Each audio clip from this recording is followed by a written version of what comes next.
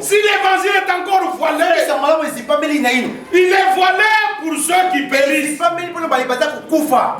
Amen. Amen. Si notre prédication est voilée, il est voilé pour ceux qui périssent. Amen. Ah, moi je ne croirais pas, je ne croirais jamais vos histoires. Parce que tu n'es pas destiné au salut. Alléluia. Ici, nous annonçons au peuple de Dieu ce que Dieu a fait pour lui. Et que le peuple de Dieu prenne ce qui est à lui. Réclame cela dans la foi. Seigneur, tu m'as prédestiné à être semblable à l'image de Jésus. Alors je ne veux pas ressembler à Beyoncé. Non. Je ne veux pas ressembler à Michael Jackson. Non. Je veux ressembler à Jésus. Amen. Amen. Gloire à Dieu. C'est pourquoi nous avons le miroir de la parole de Dieu. Pour nous regarder. Il faut que nous nous mirons dans ce miroir. Et que nous puissions refléter l'image véritable de Jésus-Christ. Et cela, c'est par la grâce de Dieu. Vous devez le désirer dans votre cœur. Vous devez aimer cela en vous. Parce que l'image même de ce monde passe. L'image de ce monde passe.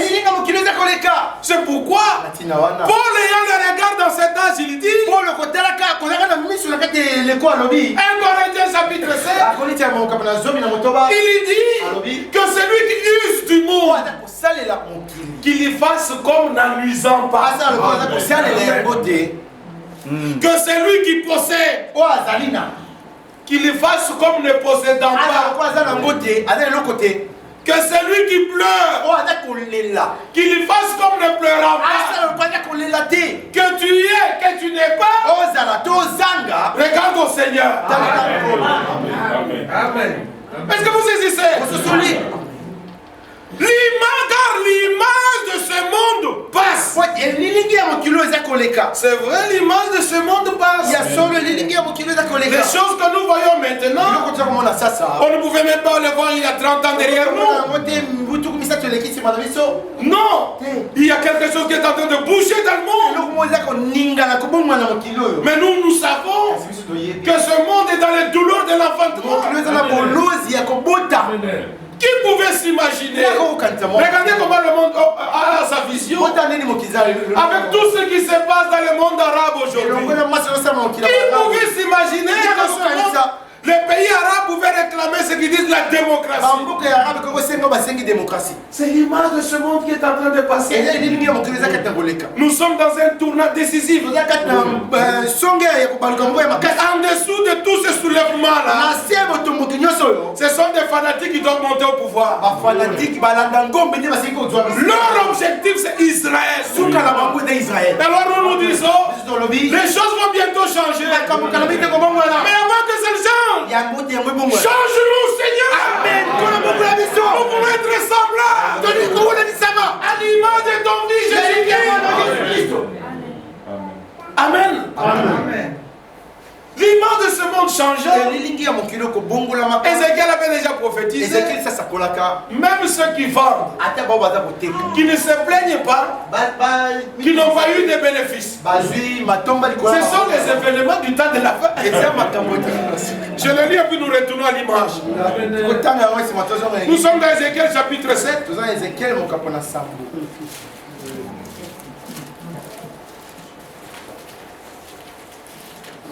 Verset 12. Le temps vient. Le jour approche. Que l'acheteur ne se réjouisse pas. Que l'acheteur ne se réjouisse pas. Parce que vous savez ce que fait l'acheteur. L'acheteur dit toujours mauvais, ce serait pas bien. Maintenant quand il a eu, il dit la souille. Nous le lisons d'abord dans Proverbe, puis nous retournons ici. Dans Proverbe chapitre 20, au verset 14, déjà l'écriture avait tout dit Proverbe 20, verset 14. Mauvais, dit l'acheteur. Autre traduction, ce n'est rien, ce n'est rien. Et en s'en allant, il se félicite. Tu veux, je fais une affaire. Mais la Bible dit que l'acheteur ne se réjouisse pas. Mais qu'il ne se réjouisse pas. Nous retournons à Ézéchiel chapitre 5. Et que le vendeur ne s'afflige pas. Car la colère éclate contre toute leur multitude. Non, le vendeur ne recouvrera pas ce qu'il a vendu. Il ne recouvrera pas ce qu'il a vendu. Serait-il encore parmi les vivants? Quand il pense quoi faire une bonne affaire, c'est l'inflation. Alors maître dit, mais je ne vais pas comprendre. Ça ne marche pas comment. L'image de ce monde change. Alors Paul ayant le regard dans ce temps, que celui qui achète fasse comme n'achète pas. C'est pourquoi nous disons que Dieu simplement aide. Si nous avons la nourriture, nous avons le vêtement, cela nous suffit. C'est clair? Nous vivons avec le juste nécessaire. Du Seigneur, aide-moi dans ce que je fais, que je ne manque pas la nourriture, que je ne manque pas le vêtement. Amen. L'image même de ce monde change. Oh, que Dieu fasse grâce. Et les gens ne comprennent pas que les signes annoncés d'avance dans les Saintes Écritures sont visibles devant nous. Le tout dépend de quel discernement tu as de toutes les choses qui se passent autour de nous. À vous qui êtes avertis, le Seigneur avait dit, quand vous verrez ces choses, relevez vos têtes, car votre rédemption est proche. Le jour de la rédemption est proche. Le prix pour notre rachat a été payé totalement. C'est un prix total. Qu'est-ce que nous attendons? Nous attendons la rédemption de notre corps, la transmutation. Comme nous l'avions vu le dimanche, l'âme maintenant, par l'action de l'esprit, lorsque vous recevez la parole dans votre âme, l'âme est régénérée à la vie. L'esprit est délivré. Alors tu peux attendre tranquillement la transmutation de ce corps. Oh, Dieu est bon. Il a voulu d'abord que l'intérieur soit changé.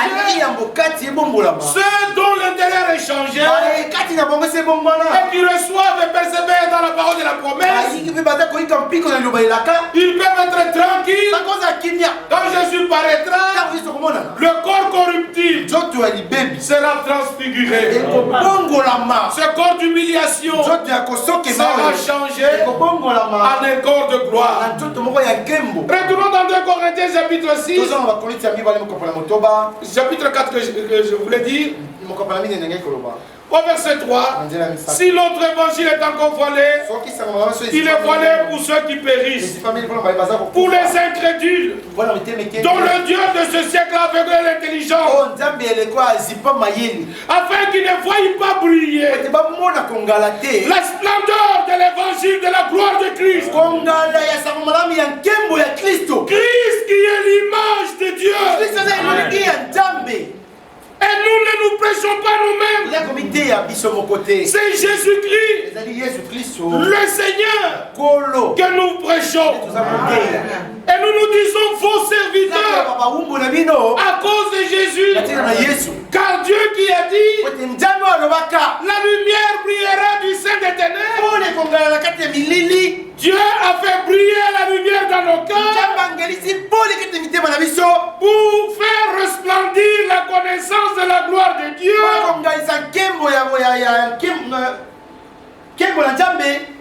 pour faire resplendir la connaissance de la gloire de Dieu. Vous devez connaître la gloire de Dieu sur la face de Christ. Christ qui est l'image de Dieu. Ça c'est oui et amen. Colossiens chapitre 1. Colossiens 1. Nous lisons au verset 18. D'abord le verset 15. Le Fils est l'image du Dieu invisible. Il est non simplement l'image du Dieu invisible, il est aussi le premier-né de toute la création. De quelle création s'agit-il? Ce n'est pas la première création. Parce qu'à la création, Dieu n'a pas engendré. Dieu a créé.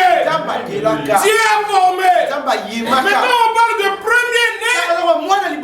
Il y a la notion d'engendrement dedans. Alors Dieu, au commencement, était créateur, mais il avait les desseins de devenir père. Alors quand est-ce qu'il est devenu père? C'est lorsque Dieu est devenu fils. Alors Christ est l'image du Dieu invisible. Il est le premier-né de la nouvelle création. Parce que Dieu avait déjà dit ici dans Ésaïe chapitre 65, c'est là où les témoins de Jéhovah ne comprennent rien.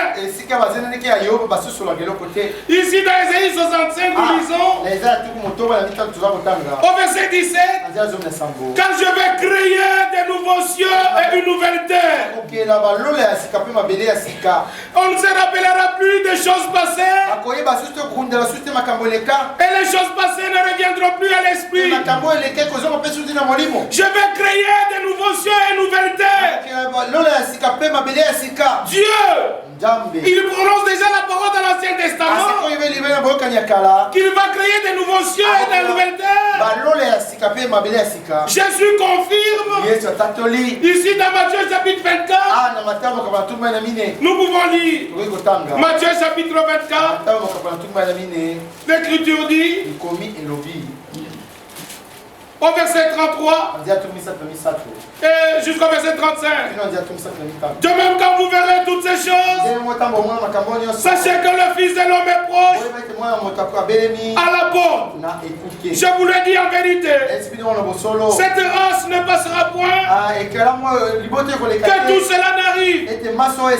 Écoutez attentivement, le ciel et la terre passeront, mais mes paroles ne passeront point. Jésus a confirmé que le ciel et la terre vont devoir passer. Dans Isaïe, nous avons lu, il a fait la promesse: je créerai de nouveaux cieux et une nouvelle terre.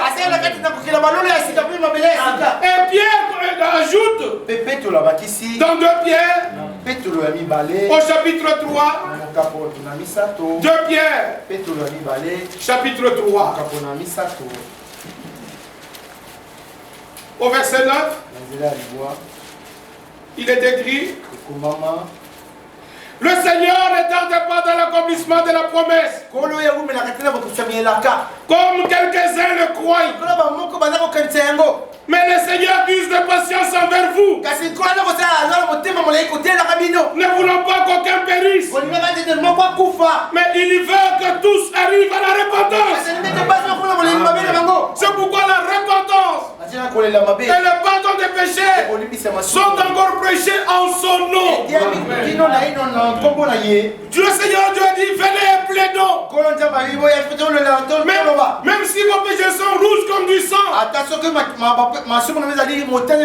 ils deviendront blancs comme la neige. Verset 10. Le jour du Seigneur viendra comme un voleur. En ce jour, les cieux passeront avec fracas. Les éléments embrasés se dissoudront. Et la terre, avec les œuvres qu'elle renferme, sera consumée. Les cieux passeront avec fracas. La terre, avec les œuvres qu'elle renferme, avec les œuvres qu'elle renferme, elle sera consumée. Si les cieux et la terre vont passer, pour laisser place à de nouveaux cieux et nouvelles terres, il faut aussi que l'homme ancien, le vieil homme, avec ses œuvres, puisse être détruit. C'est clair. Il faut aussi que le vieil homme, parce que ce vieil homme est fait aussi de la terre. Alors il faut que ce vieil homme, avec ses œuvres, soit détruit. Gloire soit rendue à Dieu. À cause de la mort de Jésus-Christ. Acceptez cela. Acceptez de souffrir dans cette chair. Mais que votre âme se réjouisse. À cause d'une espérance vivante qui vous a été proposée. Vous dont le seul refuge était de saisir cette espérance. Car Dieu détruira tous les refuges de mensonges. Nous, notre seul refuge, c'était de saisir l'espérance qui nous était proposée. Nous tenons cette espérance comme une encre sûre qui est jetée au ciel. Vous savez, l'encre, c'est pour maintenir le bateau qui ne puisse pas s'en aller. Quand le marin arrive, il doit jeter l'encre. Et l'encre doit s'accrocher à un rocher solide. Le vent peut venir, le bateau tente, mais comme il est accroché à l'encre, il ne peut pas aller plus loin. Ainsi, nous qui espérons dans le serment et dans la promesse de Dieu, le vent peut venir, nous n'irons pas loin. Nous avons une espérance, et cette espérance est dans les cieux, accrochée au rocher des hommes. Et le rocher des hommes, c'est Jésus-Christ. C'est lui-là même qui a dit, les cieux et la terre passeront, mais les paroles ne passeront pas. Quiconque met en lui sa confiance, il ne sera jamais conçu.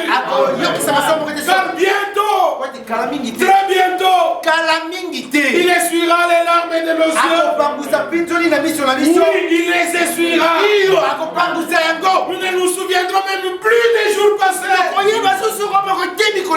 Les déceptions que nous avons connues dans ce monde. Les douleurs que nous avons connues dans ce monde. Les stress que nous avons connus dans ce monde. Quand Jésus paraîtra, frère, nous oublierons tout ça. Parce que déjà nous aurons de nouveaux sentiments. Ce qui est de la terre restera sur la terre. Là-bas, ce sera une autre atmosphère. Alors nous voyons établi dans l'ancien, dans les évangiles et dans les épîtres, que le ciel et la terre vont passer, et que Dieu doit faire de nouveaux cieux et de nouvelles terres. Alors maintenant, dans ce nouveau ciel et cette nouvelle terre, il fallait que l'homme nouveau puisse y vivre. C'est ainsi que nous voyons dans 2 Corinthiens au chapitre 4, chapitre 5 j'allais dire, 2 Corinthiens chapitre 5, l'écriture dit au verset 17, si quelqu'un est en Christ, Alléluia. si quelqu'un est en Christ, il est une nouvelle création. Quand nous avons lu dans Colossiens, il est le premier-né de la création de Dieu. Ce n'est pas la vieille création. Ce n'est pas la première création. C'est la nouvelle création. Cette création, Dieu l'a fait maintenant par engendrement. Dans la première création, le premier Adam a été fait en dehors de Dieu, à l'image de Dieu. Mais dans la seconde création, Jésus le premier-né a été engendré de Dieu. Il est sorti de Dieu. Il était l'image de Dieu. Alléluia. Et dans l'image de Dieu, on l'appelle le premier-né. Donc il y a d'autres. Lui est le premier. Amen. Il y a d'autres qui sont sur la terre, qui sont aussi dans cette salle. Alléluia. Qui seront semblables au premier. Parce qu'ils sont frères. Regardez même dans le naturel. Les enfants d'une même famille, vous allez voir les traits de ressemblance. Ils se rassemblent. Et parfois ils ressemblent beaucoup à leur papa. Quand on le voit passer, mais ça c'était le papa du Seigneur, lui. C'est son fils. Il lui ressemble. Mais qu'est-ce qu'il a fait pour qu'il puisse ressembler à son papa? Il n'a rien fait. Il est né simplement du papa. Moi Jésus a dit à Nicodème, et le Seigneur parle ce soir, naissez de nouveau. Amen. C'est là où réside tous les secrets. Étant né de nouveau, vous êtes né de la parole, vous reconnaîtrez la parole. Et plus les jours avant, nous sommes transformés en la même image de jour en jour. C'est ce que dit l'Écriture. Et à la fin, vraiment à la fin, et ce n'est pas pour longtemps, quand il paraîtra, c'est pour que ce corps d'humiliation, tous les rides partent, tous les cheveux blancs noircissent, tous les cheveux tombés à ceux qui ont des calvities puissent pousser, tous les boutons puissent disparaître, toutes les courbatures finissent. Alors, comme nous l'avions vu l'autre jour, à sa résurrection, même Marie qui était avec lui tous les jours, mais quand le Seigneur est ressuscité, il l'a confondu au jardinier. Il me dit, moi, où est la famille? Le Seigneur la regarde. Marie. Rabouni. Elle a reconnu le Seigneur lorsque le Seigneur a cité son nom. Nous devons avoir des relations personnelles avec Dieu. Tu dois te sentir concerné que Dieu te parle à ton cœur. Alors tu es sûr que j'ai été connu de lui. Alléluia. Et comme j'ai été connu de lui, et que l'évangile ne m'a pas laissé tranquille, remarquez que même quand vous aviez commencé à esquiver l'évangile, l'évangile vous a poursuivi dans mon état. Alors que tu as dit non, je pardonne. Seigneur, je viens. Pardonne-moi. Alléluia. Parce qu'il t'a connu d'abord. L'objectif qu'il a est que tu sois semblable à Jésus. Amen. Apocalypse 3, verset 14. Voici ce que dit l'Amen. Le commencement de la création de Dieu. C'est une nouvelle création. Une création par engendrement. La semence est nécessaire. Et quand la semence tombe dans le cœur, nous sommes tranquilles. Que le semeur donne pour qu'il veille, la semence croit. Et la semence doit produire. Dieu a un plan. Le premier Adam a et du dernier Adam. Parce qu'il n'y en aura pas un troisième. Il n'y a que le premier et le dernier. Et le dernier a dit, tout est accompli. Il est lui-même la tête du corps de l'église. Colossiens 3 pour que nous avons cité. Colossiens 1 plutôt, j'allais dire. Colossiens chapitre 1er. Verset 18 maintenant. Il est la tête du corps de l'église. Il est le commencement. Et le premier-né d'entre les morts. Afin d'être en tout le premier. Il est la tête du corps de l'église. Il est le commencement. Il est le premier-né d'entre les morts. Ça c'est merveilleux. Il n'est pas simplement le premier-né de toute la nouvelle création. Il est encore le premier-né d'entre les morts. Lazare était ressuscité. Lazare est encore mort. Mais Jésus ressuscité, il ne meurt plus. Amen. Il est le premier d'entre les morts. Amen. Et nous sommes nés de nouveau à cause de la résurrection de Jésus-Christ. Puisse la puissance de résurrection entrer dans notre âme. Amen. Ce n'est pas une religion. Ce n'est pas un cours que nous vous donnons. Nous vous proclamons ce que le Seigneur a fait pour vous. Réjouissez-vous. Amen. Soyez dans l'allégresse. Dieu invite. Tel que tu es, c'est tel qu'il est. Nous l'avons lu. Tel qu'il est, tel nous sommes dans le monde. Comment était-il dans ce monde? Il était fils de Dieu. Et nous aussi dans le monde, des fils des hommes que nous étions. Il a fait de nous des fils de Dieu. Il a pris un corps semblable à notre corps de la mort. Parce que c'est dans cette chair que nous avions péché. Nous sommes dans Romains, au chapitre 8. Romains 8. Romains chapitre 8. Verset 3. Car chose impossible à la loi. Parce que la chair la rendait sans force. Comme la chair rendait la loi sans force. Et pourtant la loi était sainte. Parce qu'elle venait du Dieu saint.